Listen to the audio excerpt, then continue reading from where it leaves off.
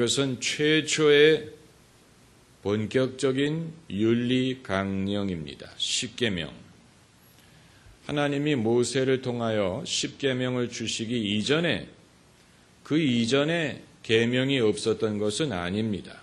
창세기를 보면 노아의 홍수 이후에 하나님이 노아에게 먹을 수 있는 것과 먹을 수 없는 것을 규정하시고 또 생명을 취하는 자에게 생명을 요구하리라는 계명을 주신 적이 있습니다. 그리고 가인이 아벨을 죽이려고 할 때 벌써 하나님은 죄라는 단어를 사용하셨습니다. 죄의 소원은 내게 있으나 너는 죄를 다스릴지니라. 그때 벌써 죄라는 개념이 존재했다는 것을 알 수가 있는데, 하지만 모세 시대에 이르러서 최초로 하나님의 윤리 강령이 법제화되었습니다. 이것이 출애굽기 20장이 중요한 전환점이 되는 이유입니다.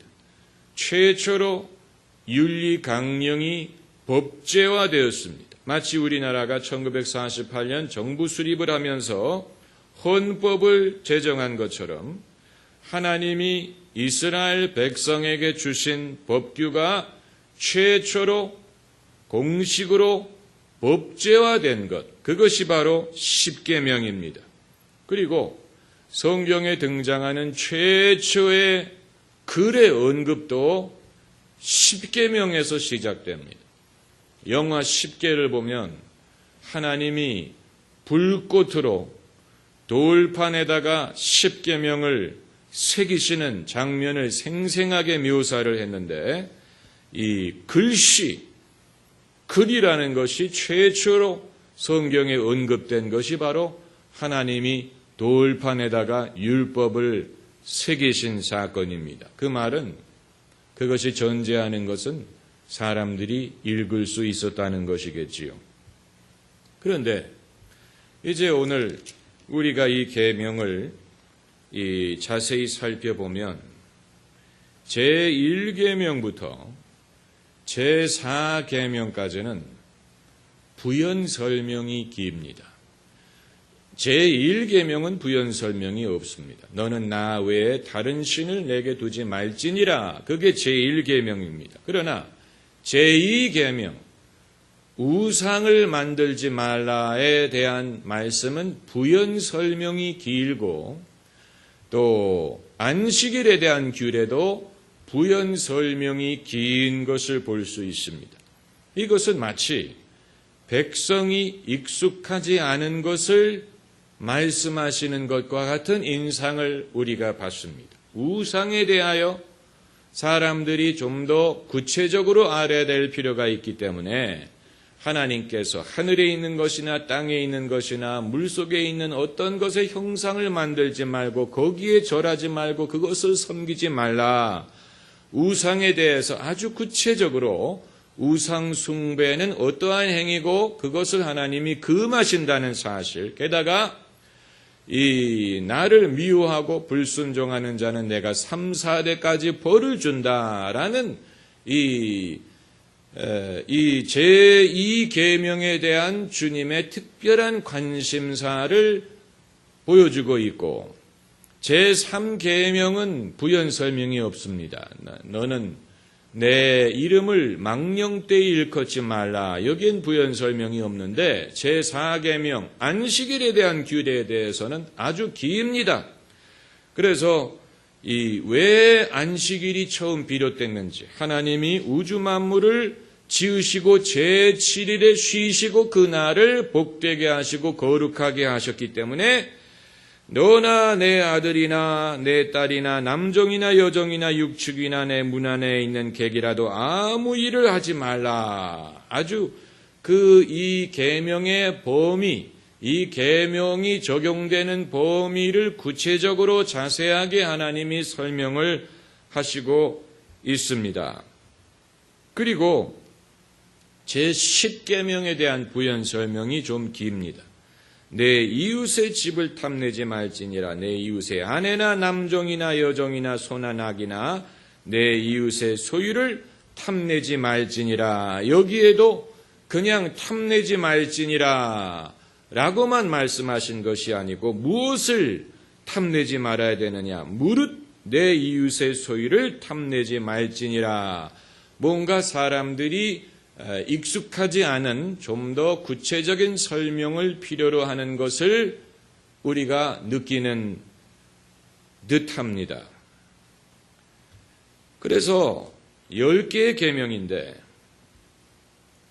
여기에서 이제 우리가 생각을 해보면 이 우상숭배에 대한 것, 안식일에 대한 것은 마치 이 시점 이전에는 이스라엘 백성들이 익숙하지 않았던 것이 아니겠는가 하는 추측을 할 수가 있습니다.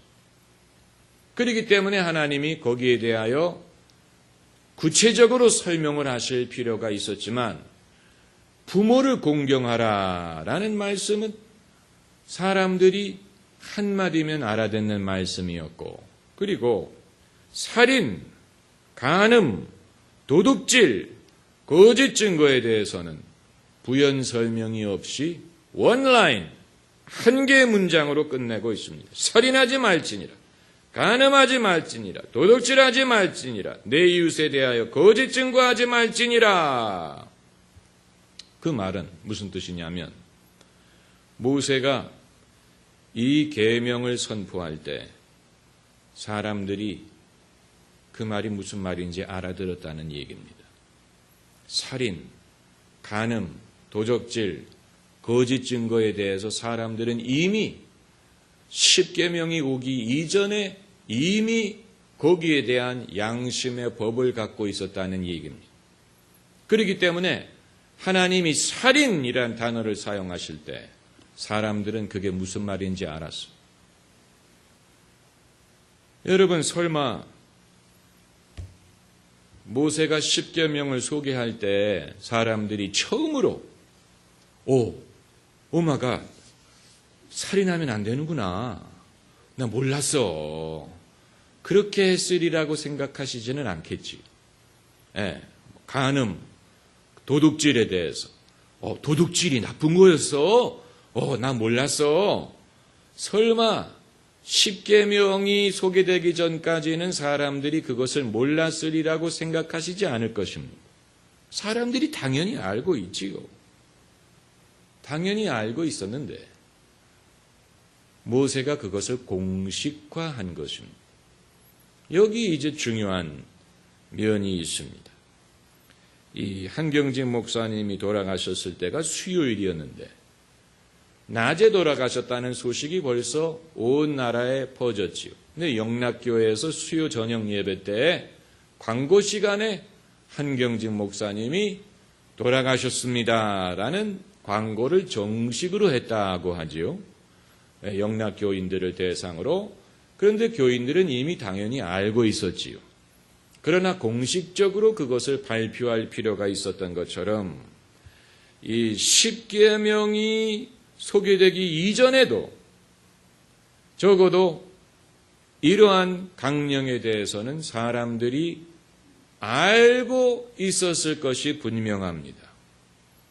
그들이 어떻게 알게 되었는지는 별개의 문제입니다만은, 그러나 이 창세기를 보면 이 요셉이 보디발의 아내를 범하게 하려고 했다는 누명을 쓰고 요셉이 감옥에 갇혔을 때 그 말은 성범죄에 대한 법규가 이미 존재했다는 사실을 보여주고, 또 그러한 법규를 어기는 사람을 벌주는 제도가 이미 자리 잡고 있었다는 것을 보여주고 있습니다.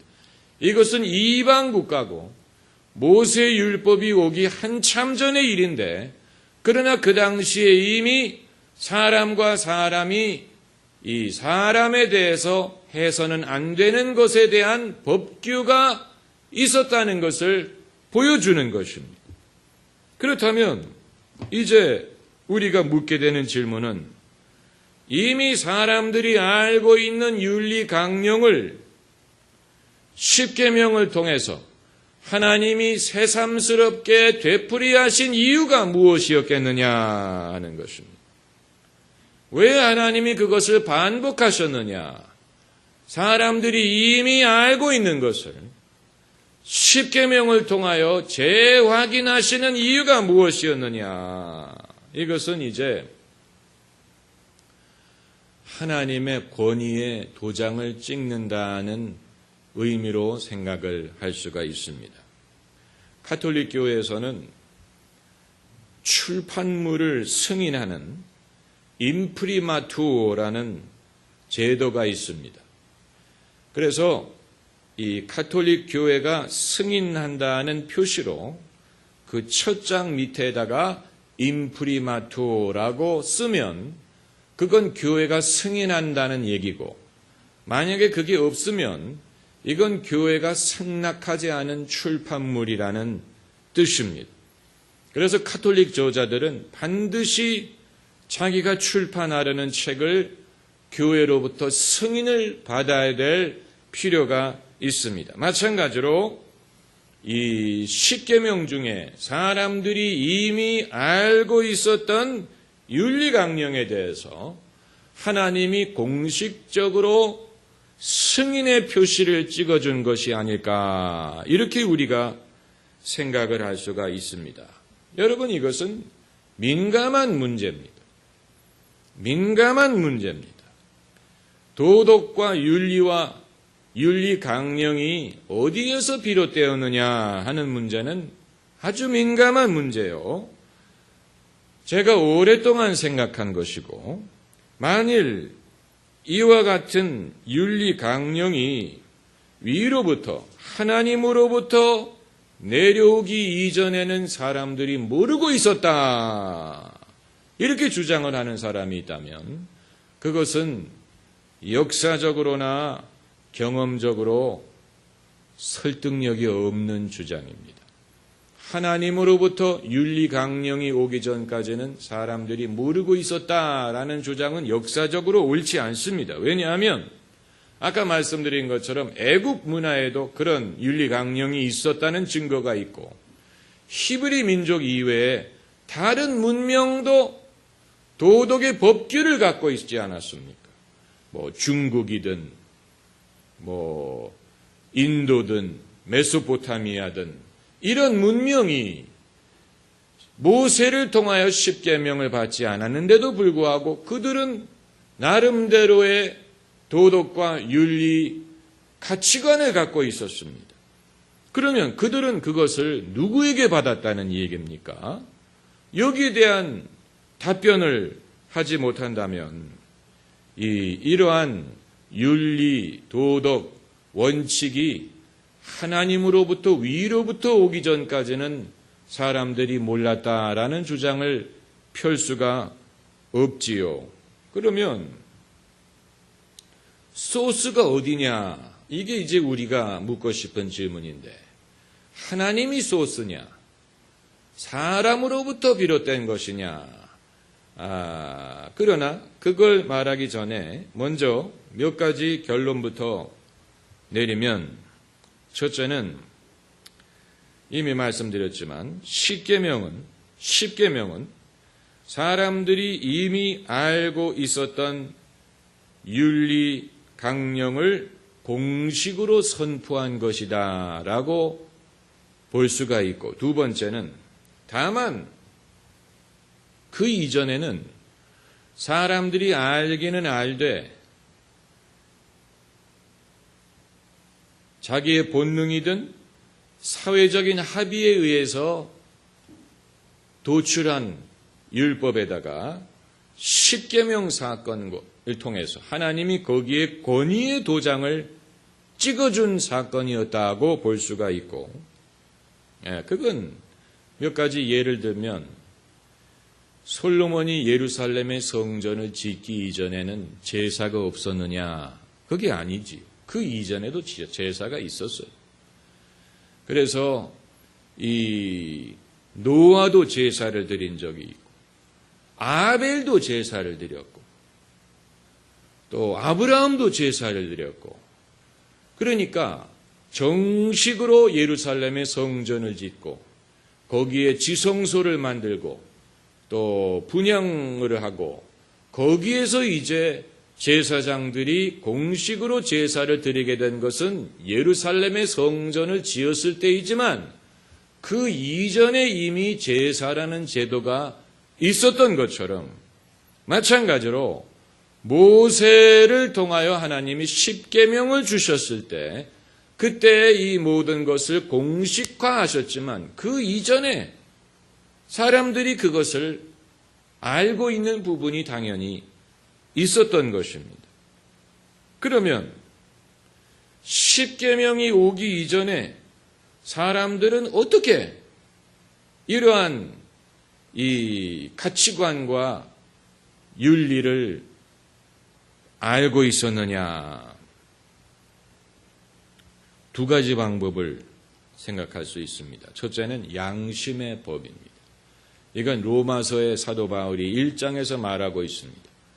이 하나님이 우리의 마음판에 율법을 새겨서 돌판에 새긴 율법이 없을지라도 마음판에 새긴 양심을 통하여 사람들이 옳고 그른 것을 분별할 수 있다는 것입니다.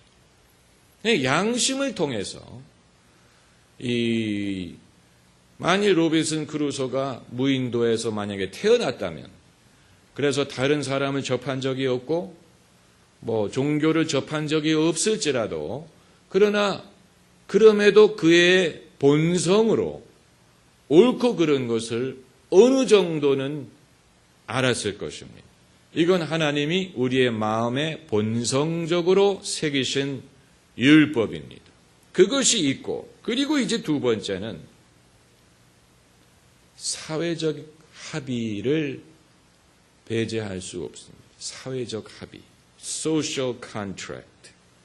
사회적 합의가 아니고 합의는 사회적 합의는 의도적으로나 암묵적으로 공식적으로나 암묵적으로 이루어질 수밖에 없는 것입니다. 문명사회가 가능하기 위해서는 사람들 간에 지키기로 약속한 규칙이 필요합니다. 그게 없이는 문명이 불가능합니다. 문명사회가 사람들이 서로 어울려 살기 위해서는 동의하는 규칙이 있어야 됩니다. 여러분 인터넷 가입할 때 제일 먼저 하는 게 뭡니까? 동의하시겠습니까? 거기에 예라고 딸깍해야 됩니다. 무엇을 다운받을 때, 무슨 프로그램을 다운받을 때 제일 먼저 동의하겠습니까? 거기에 딸깍해야 됩니다.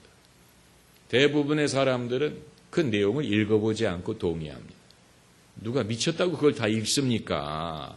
조그만 글씨로 읽어보지 않았으니까 무슨 내용이 있는지 모르지만 무슨 규칙대로 따르겠다, 이것을 불법으로 복제한다든가, 불법으로 사용하지 않겠다, 이런 내용이겠지요. 예.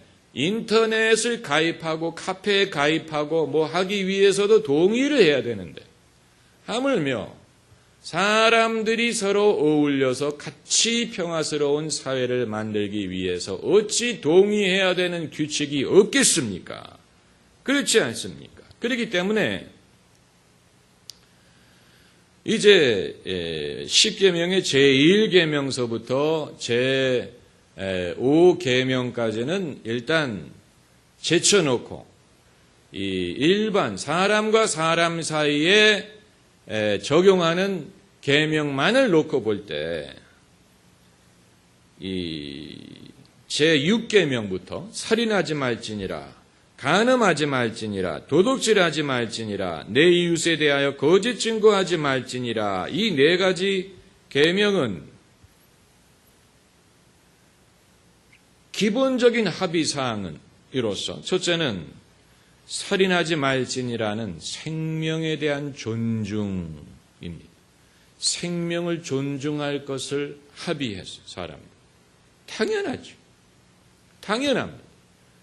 우리가 평화로운, 위험하지 않은 내가 해를 받을까 두려워하지 않는 사회를 만들기 위해서는 제일 먼저 생명을 존중하기로 합의하지 않으면 불가능합니다.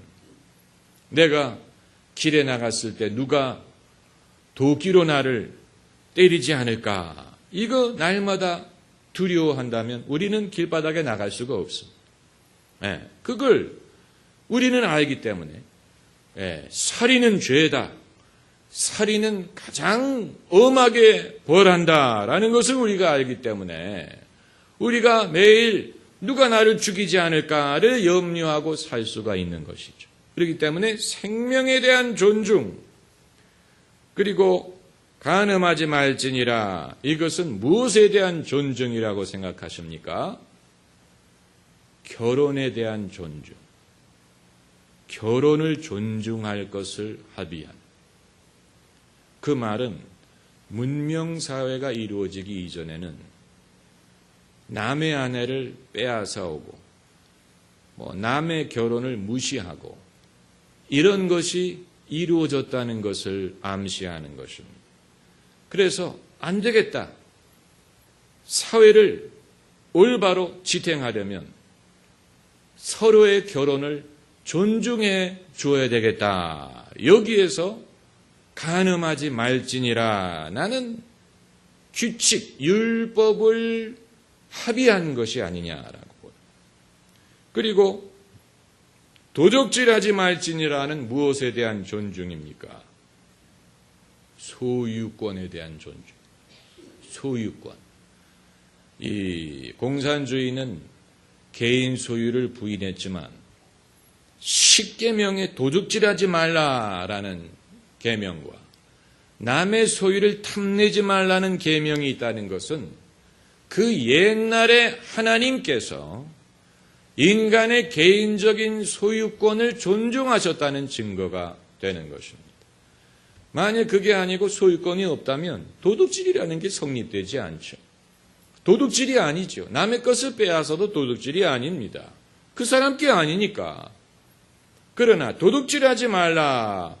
이것은 문명사회가 가능하기 위해서는 서로의 소유를 존중해야 됩니다. 그리고 내 이웃에 대하여 거짓 증거하지 말지니라. 이것은 기본적인 신뢰를 요구하는 것입니다. 사회가 지탱하기 위해서는 기본적인 신뢰가 있어요. 그래서 우리가 계약을 맺는다든가 은행에서 돈을 꾼다든가 돈을 빌려준다든가 집을 세를 준다든가 여러 가지 사람들끼리 거래를 할 때 기본적인 신뢰가 있지 않으면 사회가 성립될 수가 없습니다.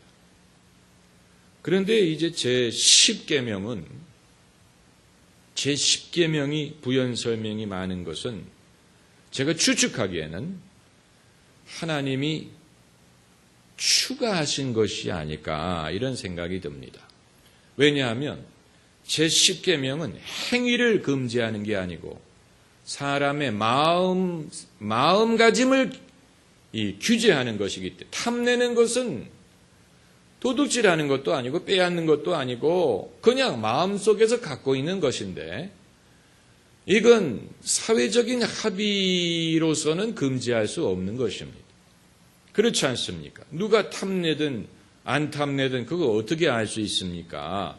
그렇기 때문에 사회적인 합의사항은 아니었을 텐데 하나님께서 이 제10계명을 추가하신 것이 아닐까 이렇게 추측을 할 수가 있습니다. 자, 그러면 제기되는 또 다른 문제가 있습니다. 그것은 뭐냐면 이와 같은 율법이 사람의 양심과 사회적인 합의에 의하여 도출된 것이라면 그 권위는 어디서 오느냐 하는 문제입니다. 그 권위, 이게 그냥 합의사항이라면 그 합의 자체에서 권위가 오는 것이지 그 이상의 권위를 주장할 수는 없다는 주장을 할 수가 있어요. 이게 사람들이 서로 약속한 것이기 때문에 그보다 더 높은 어떤 소스를 주장할 수는 없는 게 아니냐라는 말을 할 수가 있는 그런 문제가 이제 발생하는 것입니다. 그건 저한테 물어보지 마세요.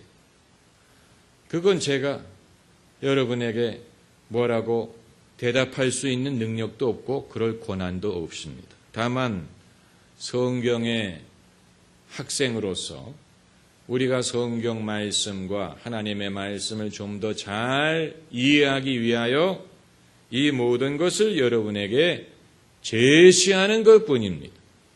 다만 우리가 확실히 생각할 수 있는 것은 이러한 율법이 제가 말하는 것 10계명 전부가 아닌 사람과 사람 사이에 성립되는 계명에 대한 말씀입니다. 설사 이것들이 사람들의 합의에 의해서 도달한 법규였다고 하더라도 하나님이 모세를 통하여 공식적으로 이것을 계명화하셨다는 사실에서 사람을 위하시는 하나님을 발견할 수가 있습니다. 할렐루야. 사람을 위하시는 하나님, 사람의 웰비잉을 염려하시는 하나님의 모습을 볼 수 있다는 것입니다. 이후에 신약 성경으로 가면 예수님께서 이 10계명에 깔려있는 하나님의 정신이 무엇인가를 말씀을 하시는데 그 정신이 무엇입니까? 사랑이라고 하셨죠. 이 첫 번째 계명은 주 너의 하나님을 마음을 다하고 뜻을 다하고 힘을 다하여 사랑하라. 둘째는 이와 같으니 내 이웃을 내 몸과 같이 사랑하라. 이것이 율법이요 선지자니라. 그러니까 10계명뿐만이 아니고 모든 율법과 모든 선지자의 말씀 속에 깔려있는 기본적인 정신, 그것은 이제 하나님에 대한 사랑과 이웃에 대한 사랑이, 그렇기 때문에 구체적인 요구사항은 사람들이 문명사회를 이루기 위하여 합의할 수 있는 내용이었을지라도 그 밑에 깔려있는 내 이웃을 내 몸과 같이 사랑하라 하는 정신은 하나님으로부터 말미암는 것입니다. 그건 하나님이 인간에게 가르쳐주지 않으면 인간이 스스로 깨달을 수 없었던 것입니다. 사람의 양심으로 그것까지 깨닫지 못합니다. 사람의 양심으로 내가 해서는 안 되는 것이 무엇인지를 알 수는 있지만 내가 한 걸음 더 나아가서 해서는 안 되는 것을 안 하는 것뿐만이 아니고 적극적으로 사랑을 실천해야 되겠다는 깨달음은 이건 신앙을 통해서 오는 것입니다. 신앙을 통해서만이 사랑의 위대함을 우리가 깨달을 수가 있는 것입니다. 하나님이 주신 것이죠. 그래서 사람보다도 하나님이 더 사람에 대해서 염려하신다는 것입니다. 사람이 사람에 대해서 염려하는 것보다도 하나님께서 더 사람에 대해서 염려하십니다. 사람이 사람에게 어떻게 행하느냐 하는 문제를 사람이 염려하는 것보다도 하나님이 더 염려하세요. 저 아이들이 저렇게 하면 안 될 텐데, 저것은 옳은 것이 아닌데, 사실 이건 사람이 사람에게 어떻게 행하느냐 하는 문제에 대한, 아마 어떤 사람들은 하나님, 우리끼리 알아서 할 테니까 간섭하지 마세요, 이렇게 말하는 사람들이 분명히 세상에는 있을 것입니다. 이건 우리의 문제, 우리가 서로 살면서 발생하는 문제이기 때문에 우리가 알아서 할 테니까 하나님은 간섭하지 않으셔도 됩니다. 이렇게 주장을 하는 사람이 있을 수 있습니다. 그러나 사랑의 정신만큼은 사람들이 알아서 할 수 있는 것이 아닙니다. 왜냐하면 사랑이라는 것은 하나님으로부터 오는 것이기 때문에 하나님이 사랑이시다라고 했고 하나님이 우리를 사랑하셨고 세상을 사랑하사 독생자를 주시기까지 하셨습니다. 그렇기 때문에 하나님을 배제하고는 사람이 자기 이웃에게 어떻게 행해야 될 것인가 이 사랑의 정신에 대해서만큼은 하나님을 배제하고는 스스로 깨달을 능력이 없습니다. 율법이 하나님께로부터 왔다는 사실을 우리는 그런 차원에서 이해하면 이 율법을 귀찮은 간섭으로 여기지 않고 하나님이 우리에게 복을 주시기 위하여 우리에게 주신 것이다 라는 것을 깨닫고 감사할 수가 있습니다. 기도하십시다.